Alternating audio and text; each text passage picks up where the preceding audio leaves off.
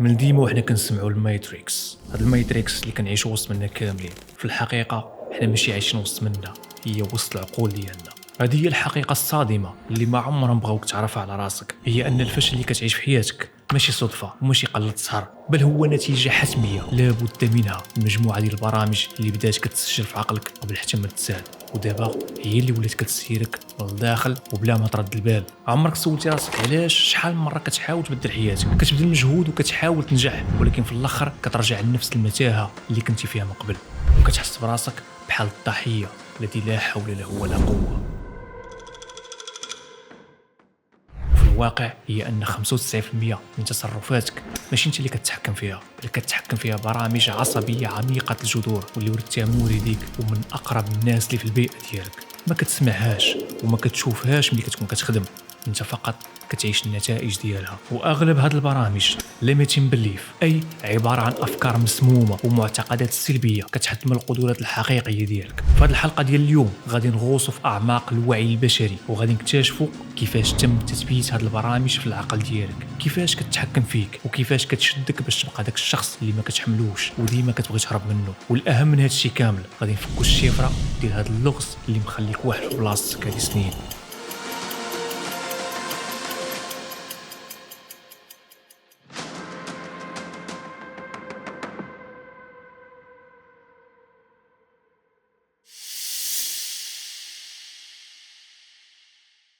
باش نفهموا مزيان الموضوع ديالنا اليوم ونستافدوا منه لاقصى درجه، غادي نبداو بواحد القصه وقعت في امريكان في السنوات ديال الخمسينات، اي في الفتره ما بعد الحرب العالميه الثانيه. كان واحد الطبيب مشهور بزاف في نيويورك ديك الساعه سميتو ماكسويل مالتز. هاد السيد هذا كان خدام جراح ديال التجميل، وكيجيو عنده الناس من جميع الاصناف والفئات الاجتماعيه، هل اللي باغي يتقاد نيفها، هل اللي عنده شي ضربه في وجهه من ايامات الحرب باغي يحيدها، وكاين اللي كيجيو يديروا عمليات عنده غير باش يبان المظهر ديالهم زوين قدام المرايه. واحد النهار ماكسويل غادي يبدا يلاحظ واحد النمط غريب كيتعاود قدامه تقريبا مع كاع الناس اللي كيجيو عنده. الاغلبيه ديالهم واخا العمليه كدوز بسلام وكتكون ناجحه 100%، والوجه ديالهم ما كيبقى فيه حتى شي عيب، ما كيوقع لهم حتى شي تغيير في الشخصيه ديالهم، وكيبقاو يعانيو من نفس العقد ديال النقص اللي كانت عندهم من قبل.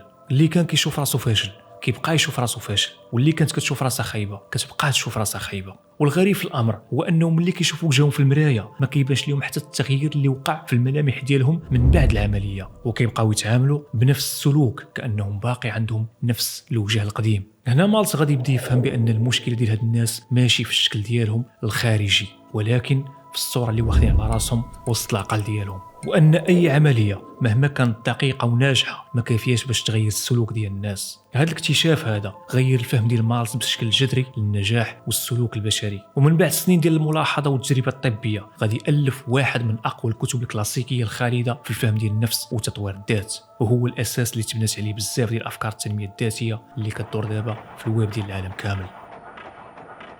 هذا الكتاب هذا سميتو سايكو سايبرنيتكس وتنشر عام 1960. سماه بهذا الاسم تشبيها بواحد العلم جديد كان يلاه بان ديك الساعه، واللي كيهضر على انظمه التوجيه والتحكم الذاتي اللي كتخلي الطائرات والصواريخ الموجهه توصل للهدف ديالها بدون الخروج على المسار المحدد. ومن اهم الافكار اللي فيه هي ان كل واحد فينا عنده في الدماغ ديالو بحال الشكل ديال نظام التشغيل التلقائي، واحد البلو برانت اللي كيخدم بوحدو وكيقوم بتوجيه السلوك ديالنا بلا ما نردوا البال. وهذا النظام هذا كيتبنى فينا ملي كنكونوا صغار من خلال البيئه اللي كنعيشوا فيها والناس اللي دايرين بينا. اي كلمه كتسمعها، اي تجربه فاشله دزتي منها، او اي نجاح حققتيه كتساهم في بناء هذا البرنامج.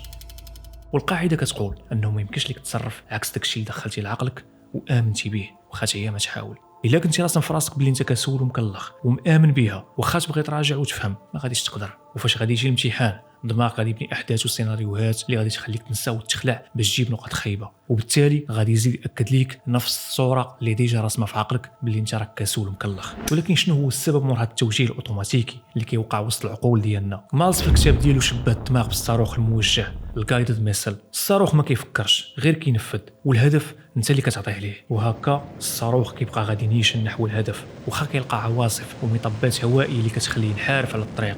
كيستعمل نظام الطيار الآلي الاوتو بايلوت المدمج ضمن نظام التشغيل ديالو باش يراوغها ويرجع للمسار اللي مبرمج عليه، باش في الاخير يضرب الهدف المحدد بكل دقه.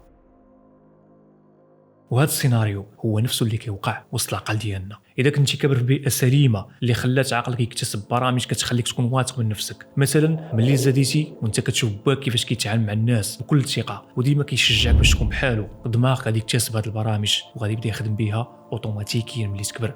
هما اللي غادي يخليوك توقف مقعد، صوتك يخرج مرتاح والكلمات يجيو بوحدهم واخا تكون كتواجه اكثر المواقف تعقيدا. المصيبه فين كاينه هي اذا كبرتي في بيئه سامه عامره افكار وسلوكيات سلبيه، بحال مثلا ملي بديتي توعي على راسك وانت كتسمع باك ولا امك كيقولوا لك انت غير مكلخ سير تجلس الارض، مالك غادي تولي لنا مهندس، طفروا حتى الاول يبقى غير انت. الدماغ غادي يشد هاد الافكار وغادي يسجلها عنده كبرنامج ديال التشغيل وغادي يبدا يخدم بها بنفس الذكاء ونفس الدقه باش يوصلك دائما لنفس النتيجه وهي الفشل. غادي يخليك فيما تبغي تبدا شي حاجه تشك في راسك واش انت تقدر تنجح ولا لا، يقدر كاع يجيب لك جميع الاعذار ويكبر الحجم ديال كاع العقبات باش ما تبداهاش اصلا، وباش في الاخر تقول مع راسك شفتي اش قلت لك انت راه ما عمرك غادي تطفروا غير كتعيي راسك. ولكن الحقيقه اللي اغلب الناس ما كيعرفوهاش هي ان الفشل او النجاح هو فقط نتيجه حتميه لمجموعه ديال البرامج غير واعيه اللي كتخدم في الباك جراوند وكتحكم في السلوك ديالك تلقائيا. وهذه البرامج هي الافكار والمعتقدات اللي بدات كتكتب في عقلك قبل حتى ما تزاد. وباش نقدروا نبدلوها ولا نمسحوها في خطره خاصنا نعرفوا كيفاش دخلات في العقل ديالنا من الاول، وهذا الشيء هو اللي غادي نشوفوه بالتفصيل في الفقرات الجايه ان شاء الله. خليكم معايا.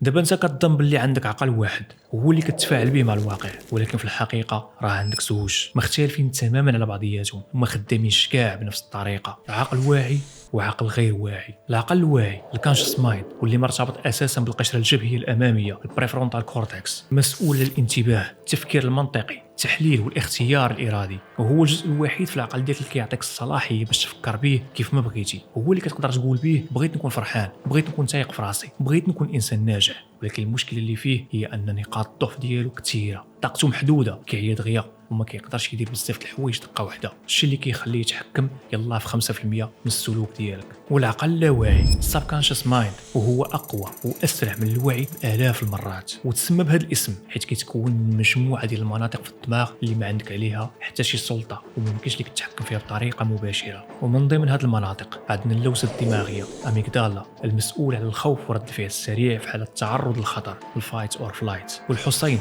الهيبوكامبوس المسؤول على الذكريات وربط الماضي بالحاضر، وجذع الدماغ البراين ستيم وهو اهم جزء في الدماغ حيت هو اللي كيخليك تنفس واخا تكون ناعس، كيخلي قلبك يضرب، كيراقب الحراره ديال الجسم واش طالعه ولا هابطه، والبي اش ديال الدم ونسبه السكر اللي فيه، وكيفعل جهاز المناعي في حاله اذا كنتي مريض. كاع الوظائف الحيويه ديال الذات اللي ما عندك عليها حتى شي دخل فهو اللي كيتحكم فيها حرفيا. وكذلك العقد القاعديه البازل كانغليا وهي المنطقه المسؤوله عن العادات والسلوكيات التلقائيه. واخيرا الشبكه الافتراضيه ديفولت مود نيتورك المسؤول على الهويه والصوره الذاتيه، وهذه هي اللي كتهمنا حنا في الموضوع ديالنا. وتسمات بالشبكه الافتراضيه حيت الدماغ ديالك كيربط بزاف ديال المناطق مع بعضياتهم بحال القشره الجبهيه الوسطى والقشره الحزاميه الخلفيه والحصين، ملي كتبدا دير داك الحوار الداخلي مع راسك اللي كتقول فيه شكون انا، شنو قيمتي، واش انا مزيان ولا خايب، فاشل ولا ناجح. وهاد الشبكه هذه ما كتحبسش، هي في حالة اشترار فكري مستمر وكتستعمل غير الأفكار والتجارب اللي ديجا عشتيهم من قبل،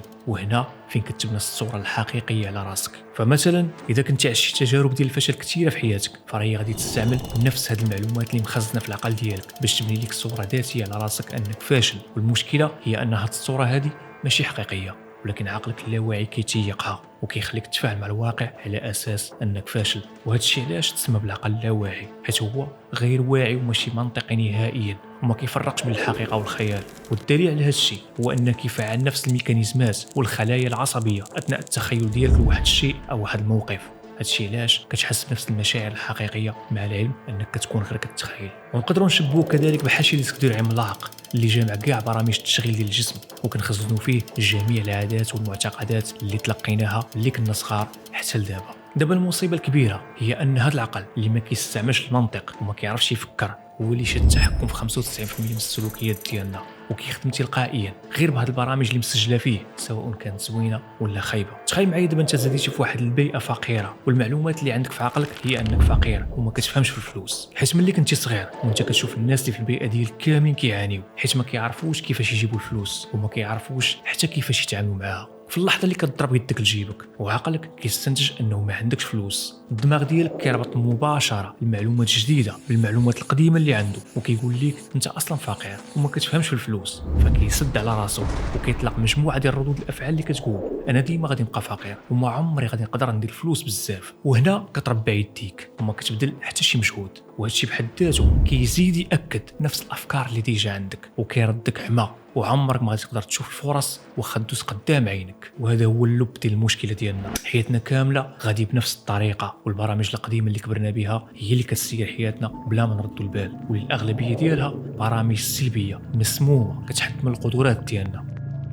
دابا ملي ولات عندنا فكره على هذه البرمجه العقليه كيفاش كتخدم، اجي نعرفوا منين كنتيليشارجيوها وكيفاش كتقدر تتحكم فينا تلقائيا.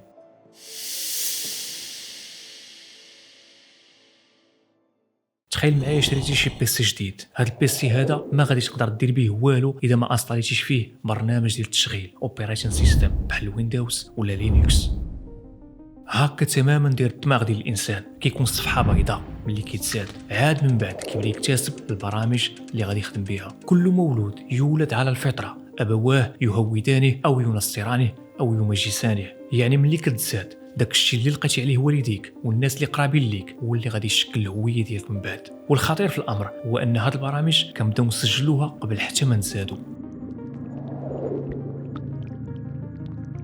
غادي تقول لي دابا اش كتخربق السي ايوب، كيفاش قبل حتى ما نزادوا؟ كيفاش الجنين اللي باقي في كرش امه ما كيسمع ما كيشوف ما كيفهم غادي يقدر يسجل برامج اللي غادي تاثر على السلوك ديالو ملي يكبر؟ يا سيدي هادشي بالضبط هو اللي كيوقع، واعطيني عقلك وركز معايا مزيان باش تفهمني. ابتداء من اخر 3 شهور ديال الحمل الجنين كيبدا يسمع الاصوات اللي جايه من برا، كيحس بالانفعالات والاحاسيس ديال امه وكيتاثر بالهرمونات والمواد الكيميائيه اللي كتنتجهم هي، حيت الجنين كيتغذى من الدم ديالها عبر المشيمه، وهذا الدم هذا ما فيش غير الماكله والاكسجين، بل فيه كذلك مجموعه ديال الهرمونات والنواقل العصبيه. فراه الا كانت الام عايشه في واحد الوسط متوازن وديما فرحانه ومطمئنه، الدم ديالها كيكون عامر بهرمونات بحال الدوبامين للمتعه، الاوكسيتوسين للحب والارتباط، وهرمون النمو الجروث هرمون. وهذه المواد الكيميائيه كتمشي للخلايا ديال الجنين وكتعطيه اشاره بيولوجيه قويه كيترجمها العقل لان البيئه الخارجيه امنه، وهكا الخلايا كتبدا تركز طاقتها على النمو وتطوير الدماغ والمناعه، والدري كيزاد بيولوجيا ذكي وقوي البنيه ومستعد للنجاح. وإلا كانت الام كتعيش في الخوف وديما معصبه، فراه الدم ديالها كيكون عامر بهرمونات التوتر بحال الكورتيزول والادرينالين، نفس الهرمونات اللي كيتفرزوا في حاله التعرض للخطر، فكيسدوا الاوعيه الدمويه اللي غادي للجهاز الهضمي والمناعه، حيت في الخطر ما محتاجينش نهضموا ولا نداويو راسنا، كيصيفط الدم للعضلات والجزء الخلفي من الدماغ الريبتيليان براين المسؤول على رد الفعل السريع. والنتيجه هي ان الجنين كيتزاد والخلايا ديالو مبرمجه على الحمايه ماشي على النمو، كيتزاد كائن دفاعي خواف ومناعته ضعيفه، وهذا الشيء كيتسمى بالايبيجينيتكس علم التخلق، يعني البيئه كتاثر مباشره على الطريقه كيفاش كيخدموا الجينات ديالنا بدون ما يكون حتى شي تغيير مباشر في الحمل النووي. ومن الاسبوع 25 حتى 32 من الحمل الدماغ ديال الجنين كيبدا يكون شبكات عصبيه معقده كتربط بين المهاد والقشره الدماغيه في عمليه كتسمى تالامو كورتيكال كونيكشن، وهذا الربط هو اللي كيشكل الاساس ديال القدرات الادراكيه ديالو بحال الاحساس بالعالم، التفاعل معاه، وحتى القدره على التعلم. وهذا الشيء هو اللي تبتاتو واحد التجربه اللي تنشرها سنه 2009 في مجله Infant Behavior and Development، واللي شاركوا فيها مجموعه ديال الباحثين المتخصصين في علم النفس وعلم الاعصاب والتطور الجنيني، بحيث داروا تجربه على 104 ديال الاجنه في المرحله الاخيره ديال الحمل ما بين 33 و 41 سيمانه، وسمعوا تسجيلات صوتيه مختلفه، صوت الام، صوت الاب، صوت امرأة غريبة، ولغات مألوفة ولغات غير مألوفة، باستعمال طريقة التعويض والاستجابة للجدة Familiarization Novelty Paradigm. وطوال هاد التجربة كانوا كيقيسوا معدل ضربات قلب الجنين باش يعرفوا واش كيتفاعل حقا مع الأصوات ولا لا، والنتائج كانت لا تصدق. الأجنة بينوا التفاعل ديالهم مع صوت الأم والأب، وكيتفاعلوا كذلك حتى مع اختلاف اللغة، يعني عندهم انتباه وذاكرة سمعية وتعلم بدائي قبل حتى ما نتسادوا. دابا غادي نجيو للجزء المهم واللحظات الحاسمة ديال هذه البرمجة وتشكيل الهوية.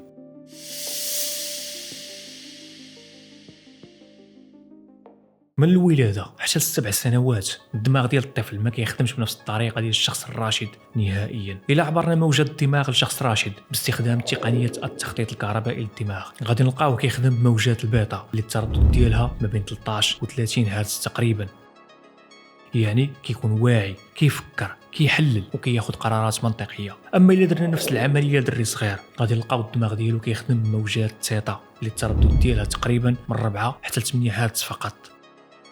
والثيتا هي الموجه اللي كيدخل فيها الدماغ ملي كيكون كيتخايل او في حاله تنويم مغناطيسي. يعني الدري الصغير ما كيكونش واعي بالطريقه اللي كنفهموا بها حنا، هو كيكون في حاله تنويم طبيعيه، كيسجل كل شيء من غير ما يحلل، من غير ما يفكر واش هادشي صحيح ولا غلط. اي حاجه شافها ولا سمعها كيسجلها مباشره، بحال شي كاميرا ديال المراقبه خدامه 24 ساعه على 24.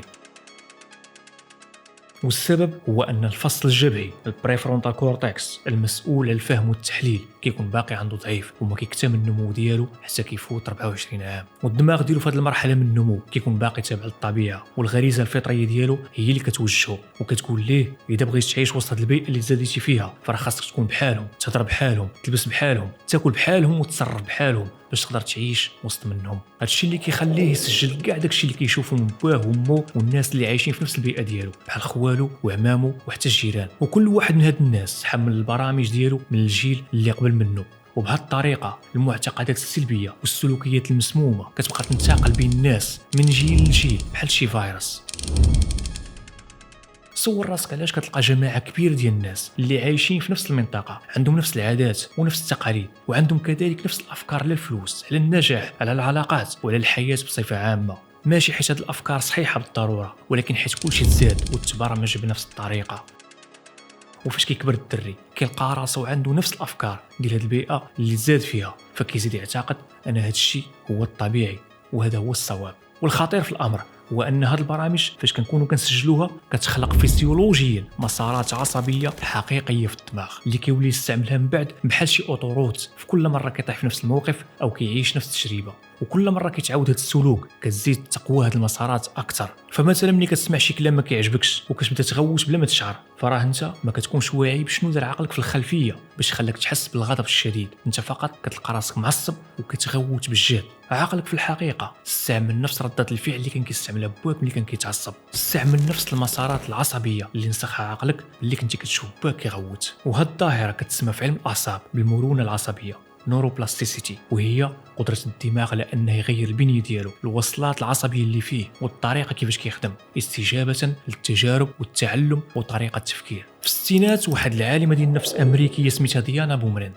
دارت واحد تجربة ميدانية حول تربية الوالدين وتأثيرها على نمو الأطفال النفسي والعاطفي. مشات كتدق في الديور وكدير مقابلات مباشرة مع الوالدين وحتى مع الأطفال ديالهم، وخرجات بنظرية سماتها أنماط التربية الوالدية Parenting Styles اللي صنفات فيها أساليب التربية ديال الوالدين إلى أنماط واضحة: المعتدل، الاستبدادي، والمتساهل. وبينت كيفاش ان كل اسلوب كيأثر على الصوره الذاتيه، تقدير الذات، الثقه بالنفس والكفاءه الاجتماعيه عند الطفل. ولقات بان الطفل اللي كيتربى في وسط مبني على الاستقرار النفسي والعاطفي يعني فيه معامله مزيانه وما فيه صداع على مشاكل، غالبا كيطور صوره ذاتيه ايجابيه على نفسه وتقدير ذات متوازن وكيحس بالثقه في العلاقات ديالو مع الناس. اما الطفل اللي كيكبر في بيئه كلها مشاكل ونقد مستمر واهمال فغالبا كيبني صوره ذاتيه سلبيه على نفسه وكيشك في القيمه ديالو وديما كينقص من راسه، وهذا الشيء كينعكس لاحقا على علاقاته الاجتماعيه والعاطفيه مع الناس. والكارثه العظمى هي ان التاثير ديال هذه البرامج اللي كنكتسبوها من الوالدين ومن البيئه اللي كبرنا فيها راه ما كتاثرش فقط غير على العلاقات ديالنا والسلوك ديالنا مع الناس، بل كتاثر كذلك بطريقه مباشره حتى على الكفاءه ومستوى النجاح ديالك في الحياه بصفه عامه. لان الحقيقه اللي كنجهلوها كاملين هو ان كاع النتائج اللي كنعيشوها في حياتنا كتجي من البرامج المخزنه في العقل الباطن، ماشي من القرارات والرغبات اللي كتفكر بها بعقلك الواعي. يعني انت راه ممكن تحط قدامك اي هدف بغيتيه وتطمح لاي شخصيه بغيت توليها في المستقبل، ولكن الا كانت البرامج المخزنه في العقل اللاواعي ديالك كتكون العكس، يعني عباره عن معتقدات سلبيه limiting belief، فراه غادي تلقى عقلك خدام ضدك بحال شي عدو لدود ديالك. لان هذه المعتقدات راه ماشي غير افكار مخزنه في عقلك وصافي، راه عباره على مسارات عصبيه حقيقيه كيستعملها العقل في التفاعل ديالو مع الواقع في كل مره كيطيح في نفس الموقف او موقف مشابه. فمثلا اذا كانت المعتقدات اللي كبرتي بها على النجاح هو انها غير زهر وماشي في متناول الجميع، والصوره اللي عندك على راسك هي انك فاشل وما عمرك غادي تقدر تنجح، فملي غادي تبدا تفكر في النجاح وتحاول باش تبدل راسك ما غاديش تقدر، وغادي تحس بواحد النوع من المقاومه حيت النجاح شي حاجه جديده على عقلك، ومازال المسارات العصبيه ديال هذا النمط من التفكير ما كايناش في عقلك كاع. وباش بصح يكون هناك تغيير خاص الهويه ديالك تبدل، وباش تبدل الهويه خاص المعتقدات القديمه اللي كبرتي بها حتى هي تبدل جذريا. وهاد العمليه خاصها الوقت وخاصها الصبر. غير هو اللي بغيتك تعرف وتسطر عليه مزيان هو انها ممكنه، وداك الشعور ديال المقاومه اللي غتبدا تحس بيه ملي تكون باغي تبدل هو فقط الفيدباك ديال الجهد اللي كيبدلو عقلك ملي كيكون كيبني مسارات عصبيه جديده، وكيخليك تحس بداك المقاومه باش تحبس وتخليه مرتاح. حيت بالنسبه ليه هاد العمليه الشاقه هي فقط مضيعه ديال الطاقه، وهذا الشيء كيشكل تهديد بالنسبه ليه. حيت المهم الوحيد اللي كيعرف يدير هو بلا ما يبذل مجهود هي يخليك على قيد الحياه. دابا ملي عرفنا هاد المعلومات كامله على الدماغ ديالنا، كيفاش خدام وشنو اللي بصح كيتحكم في السلوك ديالنا، غادي يبقى لنا عنصر واحد حاسم باش نزيدو نفكوا الشفره ديال هذا اللغز، وهو الصوره الذاتيه وداك انت الحقيقي اللي كتكون بينك وبين راسك. وفي الجزء الثاني من هذا الموضوع غادي نشوفوا هذه الصوره الذاتيه كيفاش كتكون وشنو الدور ديالها في تحديد الشخصيه وعلاش هي مهمه لاقصى درجه في تغيير السلوك. حتى لهنا غادي نكون وصلنا لنهايه الحلقه. شكرا على المشاهده ونشوفكم في الجزء الثاني ان شاء الله. السلام عليكم.